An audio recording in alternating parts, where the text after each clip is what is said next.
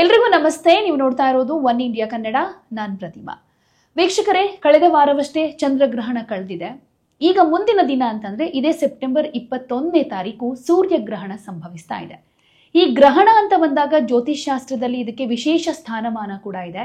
ಯಾಕಂದ್ರೆ ಗ್ರಹಣ ನಂತರದಲ್ಲಿ ಗ್ರಹಗತಿಗಳಾಗಿರ್ಬೋದು, ಈ ರಾಶಿ ನಕ್ಷತ್ರಗಳಲ್ಲಿ ಯಾವ ರೀತಿಯಾದಂಥ ಬದಲಾವಣೆಗಳಾಗುತ್ತೆ, ಈ ಗ್ರಹಣ ಯಾವ ರೀತಿ ಪ್ರಭಾವ ಬೀರುತ್ತೆ ಅನ್ನೋದಕ್ಕೆ ಸಂಬಂಧಪಟ್ಟ ಹಾಗೆ ಒಂದಷ್ಟು ವಿಶ್ಲೇಷಣೆ ಕೊಡ್ತಾರೆ. ಅದರಲ್ಲೂ ಈ 21ನೇ ತಾರೀಕು ಮಹಾಲಯ ಅಮಾವಾಸ್ಯೆ ಕೂಡ ಇದೆ. ಅವತ್ತೇ ಸೂರ್ಯಗ್ರಹಣ ಬಂದಿರೋದ್ರಿಂದ ಪಕ್ಷ ಮಾಡಬೇಕಾ, ಈ ಪಿತೃ ಕಾರ್ಯಗಳನ್ನ ಮಾಡಬೇಕಾ ಬೇಡವಾ ಅನ್ನೋದ್ರ ಬಗ್ಗೆ ಒಂದಷ್ಟು ಮಂದಿಗೆ ಗೊಂದಲ ಇದೆ. ಹಾಗಾಗಿ ಈ ಗ್ರಹಣದ ಎಫೆಕ್ಟ್ ಯಾವ ರೀತಿಯಾಗಿರುತ್ತೆ, ಅದರಲ್ಲೂ ಪ್ರಮುಖವಾಗಿ 3 ರಾಶಿಗಳ ಮೇಲೆ ಒಂದಷ್ಟು ಬ್ಯಾಡ್ ಎಫೆಕ್ಟ್ ಇದೆ ಅಂತ ವಿಶ್ಲೇಷಣೆ ಮಾಡಲಾಗ್ತಾ ಇದೆ. ಆ 3 ರಾಶಿಗಳು ಯಾವುದು, ಆ ಕಂಟಕ ಯಾವ ರೀತಿಯಾಗಿರುತ್ತೆ ಆ 3 ರಾಶಿಗಳ ಮೇಲೆ ಅನ್ನೋದ್ರ ಜೊತೆಗೆ 12 ರಾಶಿಗಳ ಫಲಾನುಫಲಗಳು ಹೇಗಿರುತ್ತೆ ಗ್ರಹಣದ ನಂತರ ಅನ್ನೋದ್ರ ಬಗ್ಗೆ ತಿಳ್ಕೊಳ್ಳೋಣ. ಈ ವಿಚಾರಗಳನ್ನ ತಿಳಿಸ್ಕೊಡೋದಕ್ಕೆ ನಮ್ಮ ಜೊತೆ ಇದ್ದಾರೆ ಖ್ಯಾತ ಜ್ಯೋತಿಷಿಗಳು, ಪ್ರತ್ಯಂಗಿರಾ ದೇವಿಯ ಆರಾಧಕರು, ಭಾರತೀಯ ಸಂಪ್ರದಾಯ ಟ್ರಸ್ಟ್ನ ಅಧ್ಯಕ್ಷರಾಗಿರೋ ಡಾಕ್ಟರ್ ಮಹರ್ಷಿ ಗುರುಗಳು. ಕಾರ್ಯಕ್ರಮಕ್ಕೆ ಸ್ವಾಗತ ಮಾಡೋಣ. ಗುರುಗಳೇ ನಮಸ್ತೆ, ಕಾರ್ಯಕ್ರಮಕ್ಕೆ ಸ್ವಾಗತ. ನಮಸ್ತೆ ಅಮ್ಮ. ಹರೇ ಶ್ರೀನಿವಾಸ. ಎಲ್ಲರಿಗೂ ಸಹ ನಮಸ್ಕಾರಗಳು. ಗುರುಗಳೇ, ಇದೇ 21ಕ್ಕೆ ಸೂರ್ಯಗ್ರಹಣ ಸಂಭವಿಸ್ತಾ ಇದೆ. ಸೊ ಭಾರತಕ್ಕೆ ಇದರ ಪ್ರಭಾವ ಏನಾದರೂ ಇದೆಯಾ ಅನ್ನೋದ್ರ ಜೊತೆಗೆ ಈ ಸಲದ ಸೂರ್ಯಗ್ರಹಣದ ಒಂದು ಪ್ರಾಮುಖ್ಯತೆ ಬಗ್ಗೆ ತಿಳಿಸ್ಕೊಡೋದಾದ್ರೆ ಹೇಗಿದೆ ಅಂತ ನೋಡಿ. ಈ ಸತಿ 21ನೇ ತಾರೀಕು ಅಮಾವಾಸ್ಯೆ ದಿವಸ, ಅದರಲ್ಲಿ ಮಹಾಲಯ ಅಮಾವಾಸ್ಯದಲ್ಲಿ ಗ್ರಹಣ ಸಂಭವಿಸ್ತಾ ಇರುವಂಥದ್ದಿದೆ. ಇಲ್ಲಿ ನಮ್ಮ ಭಾರತಕ್ಕೆ ಎಷ್ಟು ಪರಿಣಾಮ ಬೀಳುತ್ತೆ ಅನ್ನುವಂಥದ್ದು ನಾವು ನೋಡೋಕೆ ಹೋದರೆ ಕೆಲವೊಂದು ದೇಶಗಳ ಮೇಲೆ ಕಾಣಿಸ್ಕೊಳ್ಳುವಂಥದ್ದು ಇರುತ್ತೆ. ಆದರೆ ನಮ್ಮ ಭಾರತದಲ್ಲಿ ಕಾಣಿಸ್ಕೊಳ್ಳೋದಿಲ್ಲ, ಅದಕ್ಕೆ ಸೂತಕದ ಒಂದು ಛಾಯೆ ಇರೋದಿಲ್ಲ, ಹಾಗಾಗಿ ಆಚರಣೆನೂ ಇರೋದಿಲ್ಲ. ಆದರೆ ಈ ಗ್ರಹಣದ ಸಂಭವದಿಂದ ಕೆಲವೊಂದು ಸಮಸ್ಯೆಗಳು ಎದುರಾಗುವಂಥದ್ದು ರಾಶಿಗಳ ಮೇಲೆ ಆಗಬಹುದು, ಅಥವಾ ಕೆಲವೊಂದು ಪ್ರಕೃತಿ ಮೇಲೆ ಎದುರಾಗುವಂಥ ಕೆಲವು ಸಮಸ್ಯೆಗಳು ಉಂಟಾಗುವಂಥದ್ದು ಇರುತ್ತೆ. ನೋಡಿ, ಯಾವಾಗಲೂ ಅಷ್ಟೇ ಈ ಗ್ರಹಣಗಳು ಸಂಭವಿಸುವಂಥದ್ದು ಅಂತ ಹೇಳಿದ್ರೆ ಈ ರಾಹುಕೇತುಗಳಿಂದನೇ ಸಂಭವಿಸುವಂಥದ್ದು ಇರುತ್ತೆ. ನಾವು ಯಾವಾಗಲೂ ಅಷ್ಟೇ ಚಂದ್ರಗ್ರಹಣ ಬಂದಾಗ ರಾಹುಗ್ರಸ್ತ ಚಂದ್ರಗ್ರಹಣ ಅಂತ ಹೇಳ್ತೀವಿ. ಈ ರವಿ ವಿಚಾರದಲ್ಲಿ ನಾವು ನೋಡೋಕೆ ಹೋದ್ರೆ ಸೂರ್ಯಗ್ರಹಣ ಬಂದಾಗ ರವಿಯಿಂದ ಉದ್ಭವ ಆಗುವಂಥದ್ದು ಇರುತ್ತೆ. ಅದನ್ನ ಕೇತುಗ್ರಸ್ತ ಒಂದು ಸೂರ್ಯಗ್ರಹಣ ಅನ್ನುವಂಥದ್ದು ಇರುತ್ತೆ. ಈಗ ಸಂಭವಿಸ್ತಾ ಇರುವಂಥದ್ದು ಏನು 21ನೇ ತಾರೀಕೇನಿದೆ, ಇದನ್ನ ನಾವು ಕೇತುಗ್ರಸ್ತ ಸೂರ್ಯಗ್ರಹಣ ಅಂತ ಹೇಳ್ತೀವಿ. ಆದರೆ ಎಲ್ಲರಿಗೂ ಒಂದಷ್ಟು ಗೊಂದಲಗಳು ಏನಪ್ಪಾ ಅಂತ ಹೇಳಿದ್ರೆ, ಪಿತೃಪಕ್ಷ, ಅದರಲ್ಲಿ ಮಹಾಲಯ ಅಮಾವಾಸ್ಯೆಯಲ್ಲಿ ಈ ಗ್ರಹಣ ಇದೆ, ಆಚರಣೆ ಮಾಡಬೇಕೋ ಇಲ್ವೋ ಪಿತೃಪಕ್ಷಗಳು ಅನ್ನುವಂಥದ್ದು ಬಹಳಷ್ಟು ಗೊಂದಲಗಳಿದೆ. ಹಾಗಾಗಿ ನೋಡಿ, ನಾವು ಗ್ರಹಣದ ವಿಚಾರದಲ್ಲಿ ನೋಡೋಕೆ ಹೋದರೆ ಪಿತೃಪಕ್ಷಗಳಿಗೆ ಶ್ರೇಷ್ಠವಾದಂಥದ್ದು ಅಂತಲೇ ಹೇಳ್ಬೋದು. ಹಿರಿಯರ ಕಾರ್ಯ, ಪೂಜೆ ಪುನಸ್ಕಾರಗಳಿಗಂತೂ ಬಹಳ ಶ್ರೇಷ್ಠವಾದಂಥದ್ದು. ಆದರೆ ಕೆಲವೊಂದು ಎಡೆ ಪದ್ಧತಿ ಇವೆಲ್ಲ ಇರೋದ್ರಿಂದ ಸ್ನಾನಾದಿಗಳನ್ನು ಮಾಡುವಂಥದ್ದು ಏನಿರುತ್ತೆ ಮನೆಗಳಲ್ಲಿ ಮಾಡುವಂಥವ್ರಿಗೆ ಯಾವುದೇ ರೀತಿ ಸೂತಕ ಅನ್ನುವಂಥದ್ದು ಇರೋದಿಲ್ಲ. ಹಾಗಾಗಿ ಮನೆಯಲ್ಲಿ ಆಚರಣೆ ವಿಧಿವಿಧಾನ ಏನಿರುತ್ತೆ ಅದನ್ನ ಸಾಮಾನ್ಯವಾಗಿ ಪ್ರತಿ ವರ್ಷದಂತೆ ಈ ವರ್ಷನೂ ಮಾಡಬಹುದಾಗಿದೆ. ಅಂದ್ರೆ ಗುರುಗಳೇ, ಗ್ರಹಣದ ದಿನ ಮಾಂಸಾಹಾರ ಮಾಡಬಾರದು ಅಂತ ಹೇಳ್ತಾರೆ. ಕೆಲವರು, ಅಂದ್ರೆ ಎಲ್ಲರೂ ಅಲ್ಲ, ಕೆಲವರು ಈ ಎಡೆ ಇಡೋ ಪದ್ಧತಿ ಏನಿರುತ್ತೆ ಮಹಾಲಯ ಅಮಾವಾಸ್ಯೆ ದಿನ ಅವರು ಮಾಂಸಾಹಾರ ಮಾಡ್ತಾರೆ. ಗ್ರಹಣ ಕೂಡ ಅವತ್ತೇ ಇರೋದ್ರಿಂದ ಮಾಂಸಾಹಾರ ಮಾಡಬಹುದಾ? ಹಾಗಾಗಿ ಇಲ್ಲಿ ಏನಾಗುತ್ತೆ ಅಂದ್ರೆ ಅವರು ವರ್ಷ ಮಾಡ್ತಾ ಇರೋದ್ರಿಂದ ಅವ್ರಿಗೆ ಇಷ್ಟವಾದಂಥ ಪದಾರ್ಥಗಳನ್ನ ಎಡೆಯನ್ನ ಇಡಲೇಬೇಕಾಗಿರುತ್ತೆ.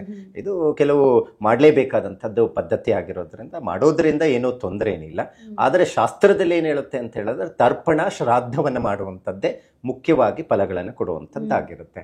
ಹಾಗಾಗಿ ಕೆಲವರು ಶ್ರಾದ್ದವನ್ನು ಮಾಡೋದಿಲ್ಲ, ನಮ್ಗೆ ತರ್ಪಣ ಬಿಡುವಂಥದ್ದು ಇದಿಲ್ಲ, ನಮ್ಗೆ ನಮ್ಮ ಒಂದು ಧರ್ಮದ ಪದ್ಧತಿ ಇಲ್ಲ, ನಮ್ಮ ಧರ್ಮದಲ್ಲಿ ಅಥವಾ ನಮ್ಮ ಜಾತಿಯಲ್ಲಿ ಇಲ್ಲ ಅನ್ನುವಂಥದ್ದನ್ನು ನಾವು ನೋಡ್ತೀವಿ, ಜಾತಿ ಪದ್ಧತಿಗಳಲ್ಲಿ ನಾವು ನೋಡ್ತೀವಿ. ಹಾಗಾಗಿ ಎಡೆ ಇಟ್ಟು ಅವ್ರಿಗೆ ಧೂಪ ಹಾಕುವಂಥದ್ದು ಇರುತ್ತೆ. ಸೊ ಆ ರೀತಿ ಮಾಡುವಂಥವ್ರು ಮಾಡಬಹುದು. ಆಮೇಲೆ ಹೇಳ್ತಾ ಇದ್ರಿ ಗುರುಗಳೇ, ನೀವು ಈ ಸಲದ ಸೂರ್ಯಗ್ರಹಣ ಭಾರತಕ್ಕೆ ಅಷ್ಟೊಂದು ಎಫೆಕ್ಟ್ ಏನ್ ಇಲ್ಲ ಅಂತ. ಆದ್ರೆ ಒಂದಷ್ಟು ಮಂದಿ ಹೇಳ್ತಾ ಇರೋದು, ಜ್ಯೋತಿಷ್ ಶಾಸ್ತ್ರಜ್ಞರು, ನೀವು ಕೂಡ ಕಳೆದ ಸಂಚಿಕೆಯಲ್ಲಿ ಮಾತನಾಡ್ತಾ ಚಂದ್ರಗ್ರಹಣದಿಂದ 12 ರಾಶಿಗಳ ಮೇಲೆ ಯಾವ ರೀತಿ ಪ್ರಭಾವ ಅಂತ ಹೇಳಿದ್ರಿ. ಅದರಲ್ಲಿ 3 ರಾಶಿಯವರಿಗೆ ಈ ಸೂರ್ಯಗ್ರಹಣದಿಂದ ಒಂದಷ್ಟು ಕಂಟಕ ಇದೆ ಅನ್ನೋದಾದ್ರೆ ಯಾವ ರೀತಿ ಕಂಟಕ, ಯಾವ ರಾಶಿಯವರಿಗೆ ಅಶುಭ ಫಲಗಳಿದೆ? ನೋಡಿ, ಇಲ್ಲಿ ಗ್ರಹಣ ಸಂಭವಿಸ್ತಾ ಇರುವಂತದ್ದು ರಾಶಿ ವೈಸ್ ಅಂತ ನಾವು ನೋಡೋಕೆ ಹೋದ್ರೆ, ನೋಡಿ ನಮ್ಮ ದೇಶದಲ್ಲಿ ಗೋಚಾರ ಇಲ್ಲದ ಕಾರಣಕ್ಕೆ ನಾವು ಈ ಕೆಲವೊಂದು ಭಾರತೀಯ ಕಾಲಮಾನ ಪ್ರಕಾರದಲ್ಲಿ ನಾವು ನೋಡೋಕೆ ಹೋದ್ರೆ ಯಾವಾಗಲೂ ಸೂರ್ಯಗ್ರಹಣ ಬೆಳಗಿನ ಜಾವನೇ ಆಗುವಂಥದ್ದು, ಚಂದ್ರಗ್ರಹಣ ರಾತ್ರಿ ಕಾಲ ಆಗುವಂಥದ್ದು. ಆದರೆ ಬೇರೆ ದೇಶಗಳಲ್ಲಿ ಹೆಚ್ಚು ಸಂಭವಿಸ್ತಾ ಇರುವಂಥದ್ದು ಈಗ ಆಸ್ಟ್ರೇಲಿಯಾ ಆಗ್ಬಹುದು, ನ್ಯೂಜಿಲೆಂಡ್ ಆಗಬಹುದು, ಈ ತರ ಕೆಲವು ಅಲ್ಲಿನ ಲೆಕ್ಕಾಚಾರದಲ್ಲಿ ಆಗುವಂತ ಸಂಭವದಲ್ಲಿ ನಮ್ಮ ಭಾರತದ ಕಾಲಮಾನದ ಪ್ರಕಾರದಲ್ಲಿ ನೋಡೋಕೋದ್ರೆ ರಾತ್ರಿ ಸಂಭವಿಸ್ತಾ ಇದೆ. ರಾತ್ರಿ 11 ಗಂಟೆ ಇಂದ ಬೆಳಗಿನ ಜಾವ ಅಂದ್ರೆ 22ನೇ ತಾರೀಕು 3:24 ಕೊನೆಗೊಳ್ಳುವಂಥದ್ದು ಇರುತ್ತೆ. ಒಟ್ಟು ಗ್ರಹಣದ ಸಮಯ ಅಂತ ಹೇಳಿದ್ರೆ 4:24 ಇರುತ್ತೆ. ಹಾಗಾಗಿ ರಾತ್ರಿ ಸಂಭವಿಸ್ತಾ ಇರೋದ್ರಿಂದ ಹೆಚ್ಚಿನ ಮಟ್ಟಿಗೆ ಕೆಲವೊಂದು ಗ್ರಹಣದ ಆಚರಣೆ ವಿಚಾರದಲ್ಲಿ ನಾವು ನೋಡಕ್ ಹೋದ್ರೆ ಇಲ್ಲಿ ನಮಗೆ ಹೆಚ್ಚಿನ ಆಚರಣೆ ಮಾಡಬೇಕು ಅನ್ನುವಂಥದ್ದು ಏನಿಲ್ಲ. ಇನ್ನ ಈ ಗ್ರಹಣದ ಸಂದರ್ಭದಲ್ಲಿ ಸಂಭವಿಸ್ತಾ ಇರುವಂತದ್ದು ಅಂತ ಹೇಳಿದ್ರೆ ನೋಡಿ, ಈ ಸಿಂಹ ರಾಶಿ ಮತ್ತೆ ಅದರ ಜೊತೆಗೆ ಕನ್ಯಾ ರಾಶಿ, ಮಕರ ರಾಶಿಯವರಿಗೆ ಒಂದಿಷ್ಟು ಹೆಚ್ಚು ತೊಂದರೆಗಳಾಗುವಂಥದ್ದು ಇರುತ್ತೆ. ಯಾಕಂತ ಹೇಳಿದ್ರೆ ಇಲ್ಲಿ ಪುಬ್ಬ ನಕ್ಷತ್ರ ಮತ್ತೆ ಅದ್ರ ಜೊತೆಗೆ ಉತ್ತರ ನಕ್ಷತ್ರ ಏನು ಸಂಧಿ ಆಗುವಂಥದ್ದು ಒಂದು ಸಂದರ್ಭದಲ್ಲಿ ಗ್ರಹಣ ಸಂಭವಿಸ್ತಾ ಇರುವಂಥದ್ದು. ಹಾಗಾಗಿ ಇಲ್ಲಿ ಪುಬ್ಬ ನಕ್ಷತ್ರ ಸಿಂಹ ರಾಶಿ ಆಗುತ್ತೆ. ಮತ್ತೆ ಈಗ ಸಂಭವಿಸ್ತಾ ಇರೋ ಸೂರ್ಯಗ್ರಹಣ ಅಂತ ಹೇಳಿದಾಗ ರಾಶಿಗೆ ಅಂತ ನಾವು ನೋಡಿದಾಗ ಸಿಂಹ ರಾಶಿಗೆ ಅಧಿಪತಿಯಾದಂತಹದ್ದು ಈ ರವಿ ಗ್ರಹ ಆಗಿರ್ತಾನೆ. ಮತ್ತೆ ಉತ್ತರ ನಕ್ಷತ್ರದಲ್ಲಿ ಈ ರವಿ ಇರೋದ್ರಿಂದ ಇಲ್ಲೇನಾಗುತ್ತೆ ಅಂತ ಹೇಳಿದ್ರೆ ಕನ್ಯಾ ರಾಶಿಯವರಿಗೂ ಹೆಚ್ಚು ಗ್ರಹಣದ ಒಂದು ಪ್ರಭಾವ ಬೀಳುವಂಥದ್ದು ಇರುತ್ತೆ. ಮತ್ತೆ ಈ ಅಷ್ಟಮ ಸ್ಥಾನದಲ್ಲಿ ಗ್ರಹಣ ಸಂಭವಿಸ್ತಾ ಇರುವಂತದ್ದು ಮಕರ ರಾಶಿಯವರಿಗೂ ಹೆಚ್ಚು ಕಂಟಕ ಉಂಟಾಗುವಂತ ಸಾಧ್ಯತೆ ಇರುತ್ತೆ. ಯಾವೆಲ್ಲ ಹೆಚ್ಚು ತೊಂದರೆಗಳು ಬರುತ್ತೆ ಅಂತ ಹೇಳಿದ್ರೆ ನೋಡಿ, ಸಿಂಹ ರಾಶಿಯವರಿಗೆ ಒಂದಷ್ಟು ಆರೋಗ್ಯದ ವಿಚಾರದಲ್ಲಿ ಬಹಳ ಕೇರ್ ತಗೋಬೇಕಾಗುತ್ತೆ. ನಾವು ಯಾವಾಗಲೂ ಅಷ್ಟೇ ಗ್ರಹಣದ ಸಂದರ್ಭದಲ್ಲಿ ಈ ಚಂದ್ರಗ್ರಹಣ ಹೇಗೆ ಫಲಗಳು ಕೊಡುತ್ತೆ, ಹೇಗೆ ತೊಂದರೆಗಳು ಕೊಡುತ್ತೆ ಅಂದ್ರೆ ಮಾನಸಿಕ ಕಾಯಿಲೆಗಳು ಉಂಟಾಗೋದು, ಒಂದಷ್ಟು ಹೆಚ್ಚಿನ ಮಟ್ಟಿಗೆ ಕೋಪ, ಯುದ್ಧಗಳು, ಇಂತಹದ್ದು ಪ್ರಕೃತಿ ಮೇಲೆ ಹೆಚ್ಚು ತೊಂದರೆಗಳು ಬರುವಂತದ್ದು. ಈ ರೀತಿ ತೊಂದರೆ ಕೊಟ್ಟರೆ ಚಂದ್ರಗ್ರಹಣ.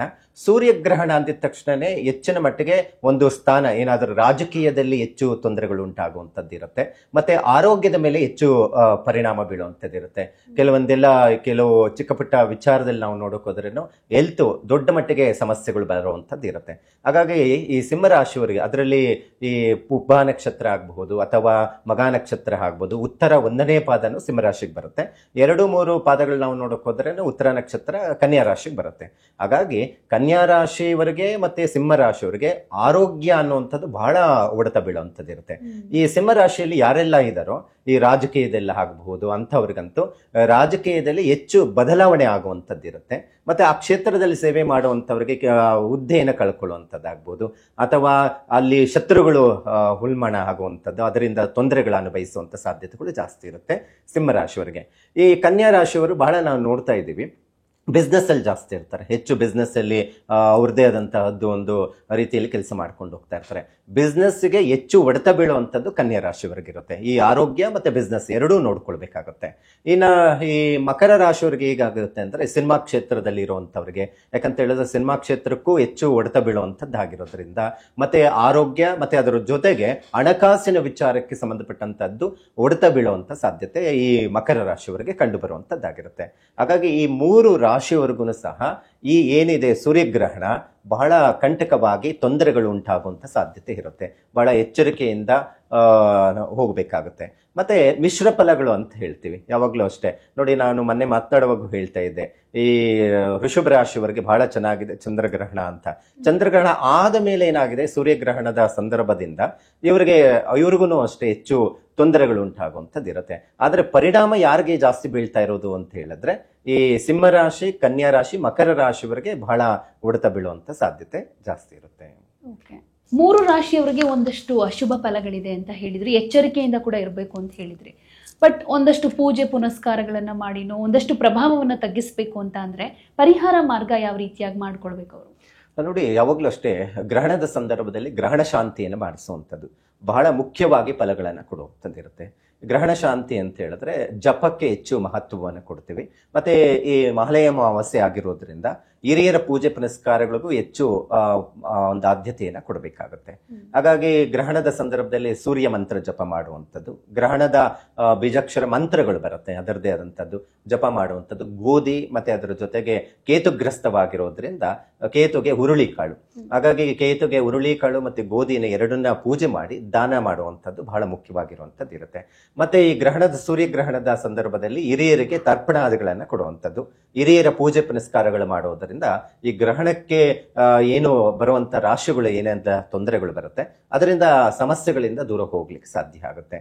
ಸೊ ಈ ಪರಿಹಾರಗಳಿಂದನೂ ಹೆಚ್ಚು ಅನುಕೂಲ ಆಗ್ಲಿಕ್ಕೆ ಸಾಧ್ಯ ಇರುತ್ತೆ. ಓಕೆ, ಧನ್ಯವಾದ ಗುರುಗಳೇ. ಹರೇ ಶ್ರೀನಿವಾಸ.